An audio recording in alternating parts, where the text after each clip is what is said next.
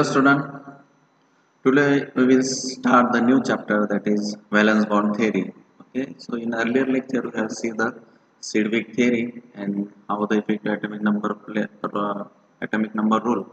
Effective atomic number rule plays the important role while determining the stability and instability.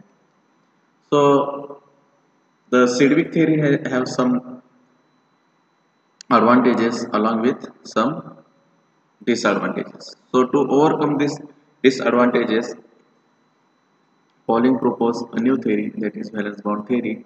So we will see what exactly the how the compound where stability or how the complex compound geometry and its stability were determined by the valence bond theory. So very first we will go one by one, that is, as we know, the limitation of Werner and Sedgwick model. So it is necessary to search a new theory for the bonding in complexes. So the sometimes number of available orbitals needed for accommodating the electrons that did not agree with the number of available orbitals of the central atom or ion. So the sometimes again the expected and observed magnetic moments of the complex did not matches. So these are the some of the points which are the limitation of the Werner or Sedgwick theory. So in Werner and Sedgwick theory, there is a limitation that it cannot explain that the number of orbitals needed for accommodating the electrons that did not agree with the number of available orbitals of the central atom or ion, or it does not explain the expected and observed magnetic moment of the complex. Why these are not the match? Okay, sometimes we should, while calculate, when we calculate the magnetic moments and the actual calculate magnetic moments, have the difference, and why these differences happen. So this is also not explained by this theory. Okay, so the and again one of the main limitation of the Sedgwick theory is that as the ligand donate the lone pair of electron, so there is a accumulation of negative charge on the metal ion, and that leads to the its decrease in the stability. So this is also the point of objection. So again, so these are the some of the difficulties of the Werner and Sedgwick theory, which is not able to explain why such types happen while forming a complex. So to make this objection clear, Pauling improved his theory, and then the theory was applied to complex under the name of valence bond theory. So to overcome this limitation of Werner and Sedgwick, Pauling proposed a new theory that is known as valence bond theory. So we will see what exactly the valence bond theory. Okay. So there are some of the assumptions of the valence bond theory. So very first, the central metal ion in the complex makes available an adequate number of empty orbitals for the formation of coordinate bond with suitable ligands. That is, the number of empty orbitals made available for the purpose is always equal to the coordination number of the central ion. So always remember, very first, this is the very first and very important assumption of the valence bond theory. Okay, that every metal atom has a number of empty orbitals made available. Any atom, central metal ion, available the empty orbital, how much? That is equal to its coordination number. Okay, so the number of empty orbitals made available for the purpose is equal to the coordination number of the central ion. Then the appropriate atomic orbitals s, p and d of the metal hybridized to give an equal number of new orbital of equivalent energy called hybrid orbitals. So you know how which hybrid orbitals are of equivalent energy. Okay, now we know s, p and d orbital, this all the three orbital having a different energy, but when this undergoes hybridization and gives a new equivalent set of equivalent energy called hybrid orbitals. So the appropriate atomic orbitals s, p and d of the metal hybridize to give an equal number of new orbitals of equivalent energy called hybrid orbitals, and these hybrid orbitals are directed towards the ligand position according to the geometry of the complex. So Valence bond theory is very important to determine its geometry of the complex. But this is the one of the limitation of Sedgwick theory, that it fails to explain the geometry of the complex. So how the geometry of the complex, uh, whether it is tetrahedral, octahedral, square planar, whatever the geometry, so this is depend upon the position of the ligand according to the geometry of the complex, or directed, the hybrid orbitals are always directed towards the ligand position according to the geometry. Okay, so there is a how the ligand will arrange around the central metal ion, that is important, and this determine or this governs the its geometry. Okay, then again the d orbitals involved in hybridization may be inner. Okay, these are the assumptions while solving a problem. When we will see the hybridization, then we will better understand what is the inner or outer. Okay, uh, so that will, at that time, the concept of inner and outer orbital will be more clear. But for assumption, for better understanding, we will see the example. But for initially, we should know this assumption, that is the d orbitals involved in hybridization may be inner, which is n minus 1 d orbitals, or the outer nd orbitals. For example, octahedral hybridization may be either n minus 1 d2sp3 or nsp3d2. The complexes thus formed are referred to as a low spin and high spin complexes. So while the low spin and high spin complexes, it will also govern its magnetic properties. So we have already seen one of the limitation, that why the some complexes having a different magnetic moment as expected and calculated. So why this happen? So this is the reason that some of the complexes form inner orbital complexes or outer orbital complexes. Then also the hybridization is also different, that is whether it is d2sp3 or sp3d2. So this is complex also referred as low spin and high spin complexes. So how the high spin and low spin complexes gives different magnetic moment, where, or we can say that different magnetic properties like diamagnetic or paramagnetic. Okay, so these are some, this is determined by the which orbital is involved, d orbital is involved while forming a bond, or undergoes a hybridization to give the new equivalent hybrid orbitals. Okay, so again, each ligand has at least one orbital containing a lone pair of electrons for the purpose of donation and forming a sigma bond. As we know, ligand is any species, either it is anion or neutral species, any species. We cannot say that it is always having a negative charge. Okay, so it is either neutral or charged species which can donate the lone pair of electrons, having a tendency to donate a lone pair of electron, and that is called as ligand. Ligand is any species, okay, any species but which has the capacity or which has the capability to donate the lone pair of electron, and that is known as the ligand. So each ligand at least have a one orbital containing a lone pair of electrons for the purpose of donation and forms a sigma bond. So always remember, ligand has the capacity to form a sigma bond, and it has a lone pair of electrons or having a one orbital which contain a lone pair of electron for which purpose? For donation purpose and forming a bond, that is sigma bond. So the empty or hybrid orbitals of metal ion overlap with the fully filled orbitals of ligand. So always remember, one orbital is empty and another orbital is fully filled. So which having a fully and which having empty, that is we should know, that is always remember metal atom having a empty hybrid orbital, while on the other side metal ligand having always fully filled hybrid orbitals. Okay, so what happened? So donate electron from the ligand can donate to the metal ion which having a hybrid empty hybrid orbitals. On the other side, ligand having a hybrid orbital with fully filled, or that is the two electron is there. Okay, and that can donate the lone pair of electron to the empty hybrid orbitals of the metals and forming a bond, that is ligand to metal coordinated bond, The number of such bond varies with the number of empty orbitals made available by the central ion. So we have seen already that having a two bond or coordinate bond 2, 3, 4, 5, that is coordinate number. Coordination number, that is means coordination number is nothing but the how many number of ligands were attached to the central line.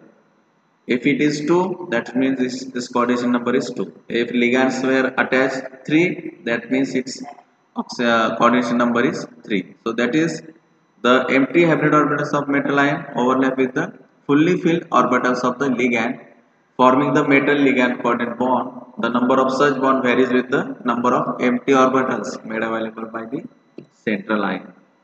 Then the next assumption of the valence bond theory is the metal electrons which do not take part in hybridization occupy the inner d orbitals. They are known as non-bonding electrons. Okay, so the metal electrons which takes part in the bonding are important, but the electrons which do not take part in hybridization occupy the always inner d orbitals, and they are known as non-bonding metal electrons. Then again there is also possibility of formation of pi bond in addition to sigma bond. Okay, so here is this is important that we always remember think that the ligand and metal bond is always form a sigma bond, but there is a possibility of formation of pi bond in addition to sigma bond, and this is possible only when the filled d orbital of the metal can overlap with the empty orbital of ligand. So there are some cases in which the back bonding donation, that is now till we have seen that always lone pair of electron of the ligand will donate to the metal. Okay, but in some cases what happen, excess negative charge or electron having a present on metal, and metal can donate the again electron to the empty orbital of ligand. Okay, and such type of bonding or this kind of pi bonding increases the strength of the sigma bond and changes the charge distribution on both metal and the ligand. So this is the possibility when the metal donate the lone pair of electron back to the empty orbital of ligand. So at that time the pi bonding form, and that pi bonding increases the strength of sigma bond and thus changes the charge distribution on both metal and ligand. So from the knowledge of unpaired electrons present in the complex, valence bond theory able account for many stereochemical and magnetic properties of coordination compound. So by knowing how hybridization or how the electron pair were donated, how the bonding will takes place between the metal and lone pair orbital, so we can calculate whether the number of unpaired electron is present or whether all the electrons were paired while forming a bond. So from VBT we can calculate its number of paired or unpaired electron, and if we know how whether the unpaired or paired electron is there, then it can determine the stereochemical and magnetic properties of many coordination compounds. So this is the very important assumption of valence bond theory. So now what is the diamagnetic? Okay, as we know that one of the most important assumption of the valence bond theory is it gives the information regarding whether the complex having an unpaired electron or pairing electron. Now diamagnetic. So what is diamagnetic? In diamagnetic all the electrons are paired. Okay, there is a no unpaired electron. So which compound is a diamagnetic? So a substance which does not contain any unpaired electron is repelled by magnetic field and said to be diamagnetic. So always remember, any substance which does not contain any unpaired electron is repelled by magnetic field and is said to be diamagnetic. So diamagnetic, that is having all the electrons are paired. Okay, all the electrons are paired, and if it is paired, then these electrons were repelled by the magnetic field and said to be diamagnetic. Now what is paramagnetic? It's exactly opposite to the diamagnetic. If diamagnetic is that does not contain any unpaired electron, what will be the in paramagnetic? The paramagnetic is the substance or compound which contain unpaired electron. Okay, and now again, so here if it is exactly opposite, if it is paired in paramagnetic, it is paired, now it is repelled by magnetic field. What will be then paramagnetic? Now it will be attracted. Okay, so it is exactly opposite to the diamagnetic, that is a substance which contain one or more unpaired electron, okay, which contain one or more unpaired electron is attracted by magnetic field and it's said to be paramagnetic. So valence bond theory gives the this properties, magnetic properties, that is whether the complex is diamagnetic or paramagnetic. This is very important. Okay, so paramagnetic is a substance which having a one or more unpaired electron and which is attracted, okay, which is attracted by magnetic field and said to be paramagnetic. What happen in diamagnetic? Diamagnetic, that is there are always pairing electron or there is a no unpaired electron. Okay, there is no unpaired electron and this were in the repelled by the magnetic field and said to be diamagnetic. Okay, so next we will see the concept of hybridization. What is the concept of hybridization, how it is important while determining the geometry or stability of the complex, or to know its geometry, that is whether it is octahedral, tetrahedral, whether it is high spin, low spin, or to know the its magnetic properties, that is whether the complex having a paired unpaired electron. So for that purpose, we should know the concept of hybridization, which is very important while determining the its stability, its geometry, its magnetic and stereochemical properties. So the for that purpose, concept of hybridization is very important. So we will see uh, how the hybridization takes place according to the valence bond theory. So in order to form a strong bonds between the metal and the ligands, the overlap of metal orbitals and ligand orbitals should be highly effective. If stronger the bond or stronger the overlapping, extent of overlapping is stronger, that means the form bond will be formed stronger. If extent of overlapping is low, at that time the bond formed between the metal and ligand is very weak. Okay, so the to form the strong bond between metal and ligand, the overlap of metal orbital with ligand should be very effective. Extent of overlapping is required. For this purpose, atomic orbitals of the metals undergo hybridization to form a new set of equivalent orbitals with definite directional properties. So for that purpose, atomic orbitals having s, p, d, f orbital. So the metal orbitals undergoes the atomic orbitals of the metal undergoes hybridization to form a new set of equivalent orbitals with definite directional properties. Okay. So the combination of atomic orbitals of different energy to give equivalent orbitals is known as hybridization. We know the definition of hybridization. From 11-12 we have seen the definition of hybridization, that is when a combination of atomic orbitals undergoes a mixing and recasting, when the combination of atomic orbitals of different energies undergoes mixing and recasting to produce or generate equivalent orbitals of energy, equivalent energy of orbitals, and that is process is known as hybridization. Okay, so the atomic orbitals having different energy s, p, d, but they undergo mixing and recasting and produce a new equivalent energy of orbitals, and that process is known as hybridization. So the combination of s and 3p orbitals gives the tetrahedral hybrid sp3 hybrid orbitals. As we know, 1s and 3p orbitals gives the tetrahedral hybrid sp3 orbital. So the other hybrid orbitals are formed as a result of combination of s, p and d atomic orbitals. So similarly, what will be the happen when s, p and d orbitals undergoes hybridization, whether it is from sp3d to sp3d, d2 sp3, d sp3, sp2, whatever the possibility or whatever the hybrid orbitals form and result gives a combination of s, p and d atomic orbitals, and that is the gives the whether the complex is octahedral, tetrahedral, square planar, So how this is the determined by the whether the how the combination of s, p and d atomic orbitals and gives equivalent energy orbitals forms, and that is how the hybridization will be takes place, whether it is sp3d, sp2, sp2d, d, like this. Okay, so these are the concept of hybridization.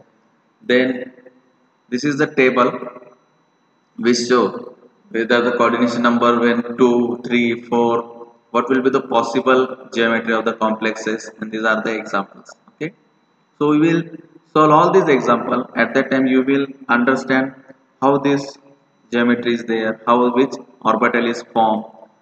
So whenever the coordination number is 2, at that time the geometry of the complex is always remember either linear or diagonal.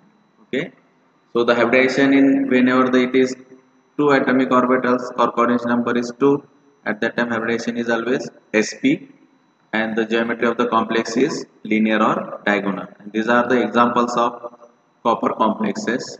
Now again, if it is a 3, what will be the coordination number of the compound having a 3? The hybridization is undergo always sp2. The geometry of the complex is trigonal planar or equilateral triangle. And again there is a complexes of copper.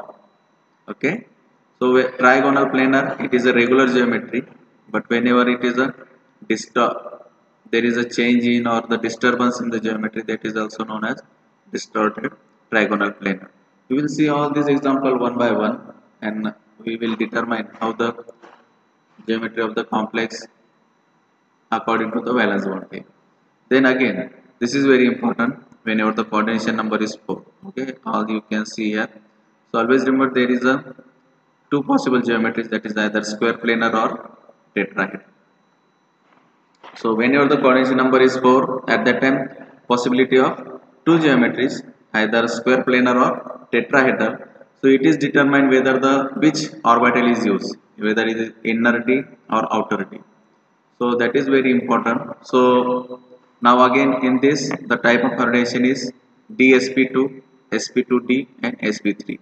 So always remember, if it is sp3, that means it is tetrahedral geometry. If it is dsp2 or sp2d, that means it is square planar. Okay, and the orbital which is involved while forming a dsp2 is 3d x square minus y square and 4s, and p orbitals 4x 4py.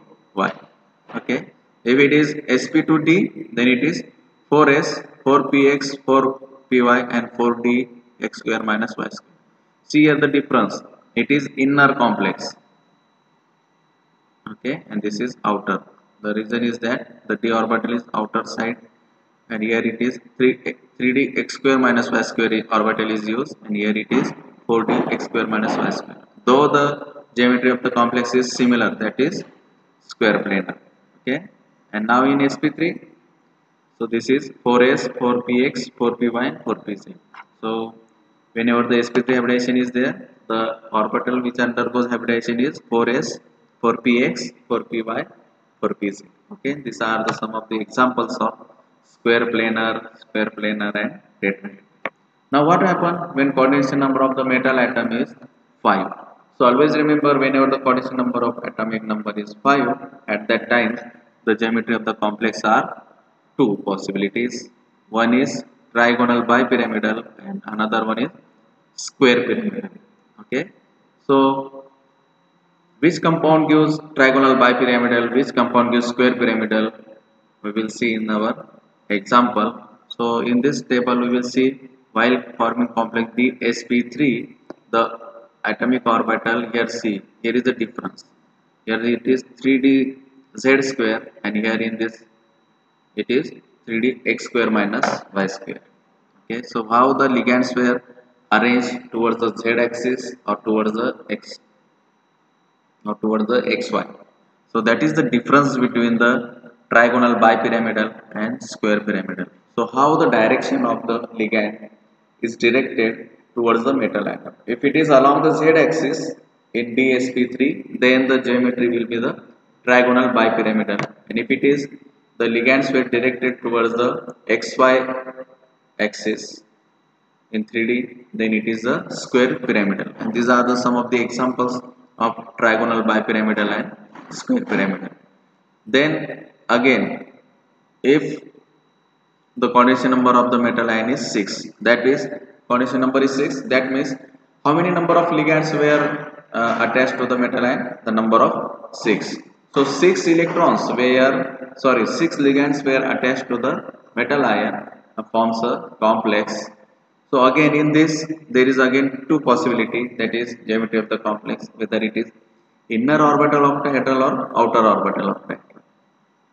So always remember, if it is inner octahedral complexes, the hybridization is always D2sp3. If it is outer orbital octahedral, at that time it is sp3 D2, and the orbitals which are undergoes hybridization is in D2sp3 is 3d x square minus y square and 3d z square, while in sp3d2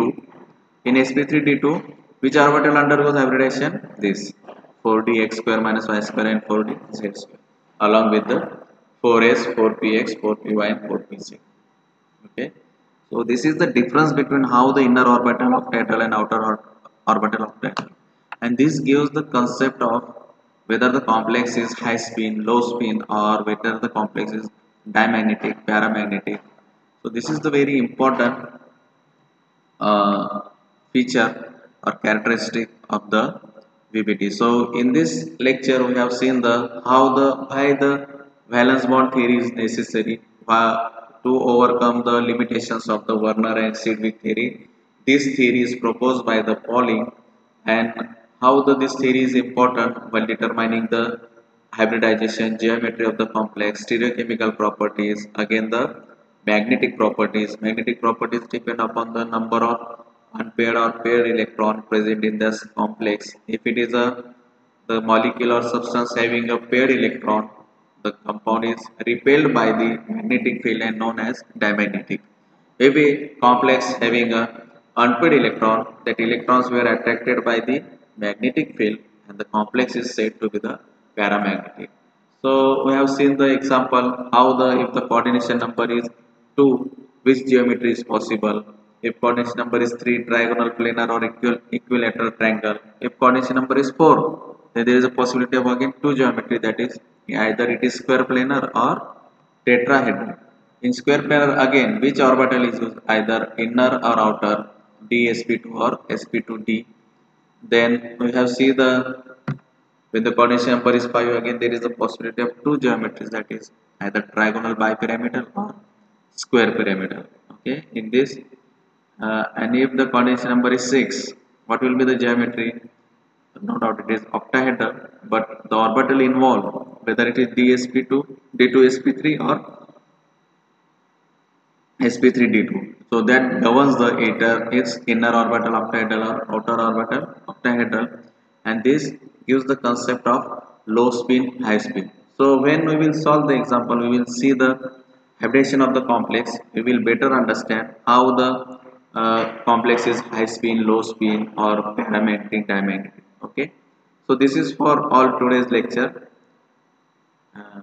This is the very introductory part of the valence bond theory. So this is about the introduction of the valence bond theory.